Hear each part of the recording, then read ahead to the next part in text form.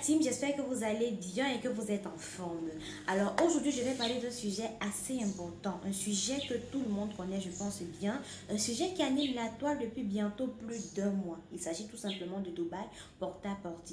Alors dans cette vidéo, je vais vous donner toutes les vérités sur cette affaire, les origines, les causes, les manifestations et bien évidemment les différentes conséquences. Alors reste tout simplement jusqu'à la fin, je te rassure, tu sauras tout sur Dubaï porte-à-porte. Déjà, avant de commencer, il est important de savoir que manger du caca, ce n'est pas une pratique qui date d'aujourd'hui. C'est quelque chose qui se passe depuis fort longtemps. C'est une pratique qui a lieu dans nos pays, dans nos continents, dans nos villes, dans nos quartiers et même dans nos maisons. Oui, dans nos maisons. Alors, l'affaire de Dubaï, ce n'est que la goutte d'eau qui a fait déborder le vase et qui a rendu, comment on dit quoi, l'information accessible à tout le monde. Alors, je vais là vous donner trois principales raisons, alors quelques raisons pour lesquelles on peut être appelé à manger du caca. La première raison, c'est laquelle les pratiques sectaires, la sorcellerie, les conditions sectaires, oui, ça existe. Parce que tout comme on peut être appelé à vendre son parent ou à faire si, même dans la sorcellerie, manger du caca fait partie des différentes conditions. Je ne suis pas sorcière, ne me demandez pas comment j'ai cela et je vais me justifier de suite. Alors, lorsque je faisais la classe de 5e, j'avais ma camarade de classe qui n'aimait pas rentrer à la maison le jeudi. Elle détestait. Le jeudi, après les classes, elle traînait les pas, elle perdait le temps. Et à l'école, c'est niveau psychologie, ce n'était pas toujours ça. Elle ne se comportait pas toujours bien. Mais rassurez-vous, la go était belle, bien habillée, toujours sapée. À l'école, ce sont les grosses voitures qui venaient la laisser, ce sont des grosses voitures qui venaient la chercher. Mais ça n'allait pas. Parce que l'enfant ne se comportait pas bien et plusieurs professeurs ont remarqué ce dysfonctionnement. Alors, je ne vais pas entrer dans les différentes circonstances de l'histoire, mais tout ce que je peux vous dire, c'est que après investigation et recherche, on s'est rendu compte que chez elle, chaque jeudi, un menu, c'était le caca. Donc, chaque personne mangeait son caca et ça existe, ça se passe dans des familles, ça se passe dans des maisons. Et c'est la raison pour laquelle elle n'aimait pas cela. Donc là, on se rend compte que tu nais dans une circonstance, dans une famille où tu n'as pas le choix parce que tu nais, c'est ce que tu vois. Mais heureusement, on peut dire heureusement parce que en grandissant, tu deviens mature. En grandissant, ta raison se développe et tu te rends compte qu'il y a certaines choses qui ne sont pas normales. Et manger du caca par ailleurs, je ne pense pas que ce soit normal. Tout de suite maintenant, on va passer à la deuxième raison, la voici. Alors, je ne sais pas si vous avez déjà entendu parler de scatologie, mais tout simplement, la scatologie, c'est l'ensemble des propos, des écrits et des éléments qui ont trait au caca dans nos instruments. Et il se pourrait donc qu'il y a certaines personnes qui prennent le pied, entre parenthèses, qui prennent leur plaisir sexuel en faisant des rapports sexuels avec des cacas sur eux et des cacas autour d'eux. Donc, si on veut essayer de comprendre un peu ce qui se passe à Dubaï, parce que depuis là, lorsqu'on parle, même on ne peut qu'accuser cette personne qui mange les cacas, accuser ces influenceuses, entre guillemets également, qui partent à Dubaï faire ces pratiques. Mais on ne voit pas aussi ces hommes-là qui payent extrêmement cher pour se réaliser ce genre de fantasme. Donc, ce pourrait-il également, c'est une autre forme de plaisir sexuel, là, apparemment. Donc, pour les Thomas comme moi, parce que moi également, je suis Thomas, je ne parle pas des choses que je ne connais pas. Je vous invite tout simplement à aller déjà dans le dictionnaire pour mieux savoir ce que c'est que la définition de scatologie.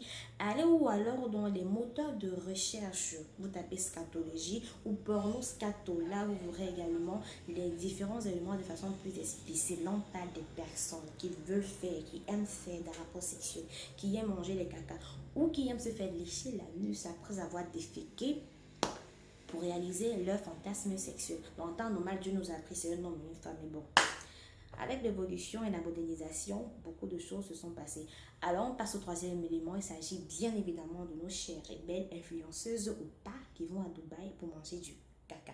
Déjà, il faut arrêter d'accuser seulement nos sœurs africaines qui partent à Dubaï faire cela. Parce qu'il n'y a pas qu'elles. Il y a également les étrangers. Il y a également les femmes à la peau blanche. Donc ici, c'est la troisième raison pour laquelle on peut être appelé à manger du caca, c'est-à-dire tout simplement pour de l'argent. C'est comme je l'ai dit depuis le début, ça ne se passe pas qu'à Dubaï, c'est partout dans nos pays. Peut-être que Dubaï, c'est le QG. Peut-être que Dubaï, c'est la goutte d'eau qui a fait déborder le vase. Donc, ce n'est pas parce qu'on a peut-être pointé du doigt ceux-là que ceux qui sont ici, au terre, que ceux qui sont proches de nous et qui le font ne seront pas accusés.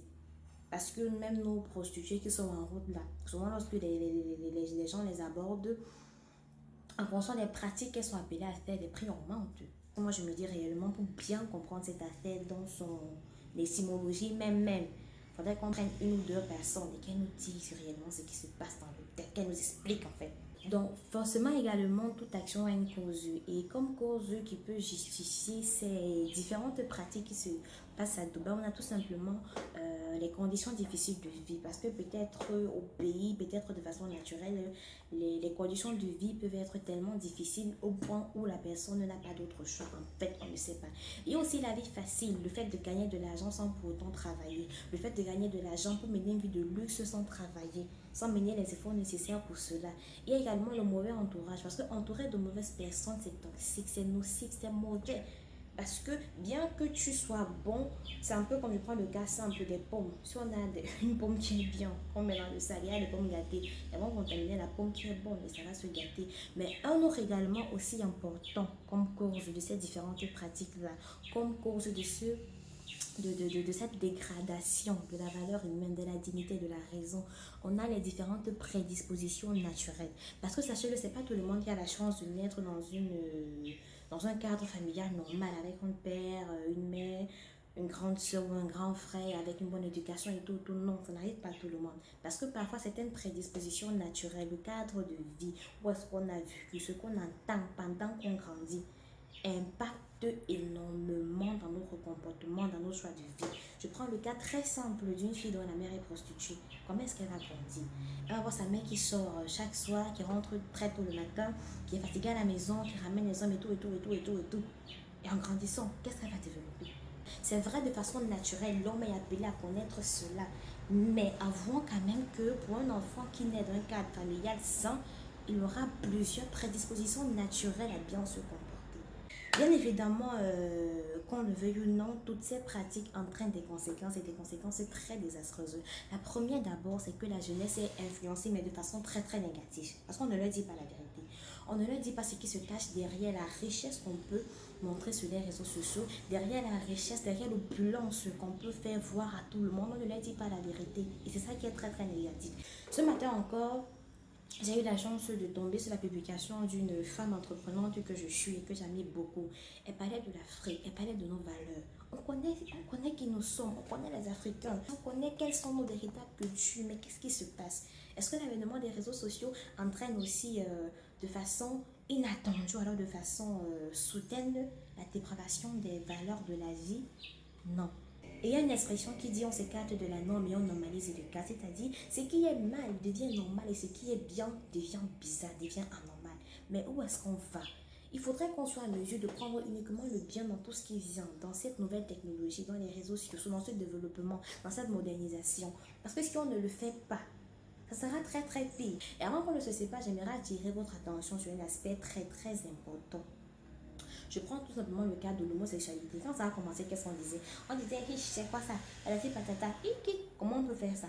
Avec le temps, peu à peu, à travers la télévision, à travers le cinéma, à travers la télé, à travers les médias, on nous a fait accepter cela même sans qu'on ne le veuille. Jusqu'à ce que la religion a même pris part par rapport à l'homosexualité, n'est-ce pas? Et aujourd'hui, pour une personne homosexuelle, on dit non, ça c'est sa vie, c'est son choix. Ça sera pareil. Ça risque d'être pareil pour les cacas si on ne réagit pas maintenant. Ça risque d'être pareil pour les cacas si on ne sensibilise pas assez. On va dire, ah, c'est sa vie, non? Il ou elle mange les cacas, c'est un fantasme sexuel qu'il veut réaliser. C'est un moyen d'avoir de l'argent. Parce que c'est le cas aujourd'hui avec l'homosexualité, c'est presque plus ou moins normal. Certains pays légalisent ça. Alors qu'au départ, ils se cachaient.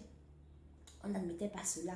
Et même sans qu'on ne s'en rende compte aujourd'hui, c'est normal qu'on voit un petit bah, c'est pas la fin du monde, il est étranger, patati patata. Be careful, le monde va de mal en pire. Et forcément, tout être humain est l'enfant de quelqu'un.